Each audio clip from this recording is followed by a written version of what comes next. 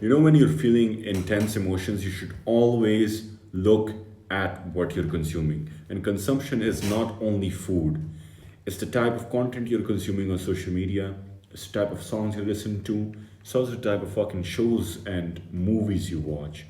So if you want to control your emotions, look at your consumption. A few days ago, a friend told me who had a breakup, a year ago, and it was really bad. It was like she still pops up in my mind, and I get reminded of her, and I get this huge wave of depression upon me. And I put him through an exercise, and I recommend this to you too. I was like, the first question I asked was, what time is it usually when you get this kind of wave of depression? He was like, it's between 1 a.m. and 2 a.m. I was like, well, that's your first problem because emotions at night are high. And if emotions at night are high, then you should probably sleep early. You shouldn't be awake at night.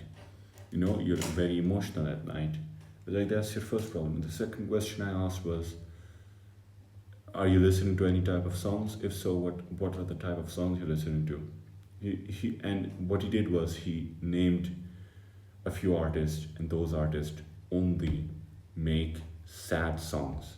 I was like, bingo, that's your problem number two. You should probably not listen to those type of songs. The third question I asked was, are you watching anything? If so, what are you watching? And he was like, oh, I'm usually scrolling reels at the time. And I was like, what are the type of reels which pop up on your For You page?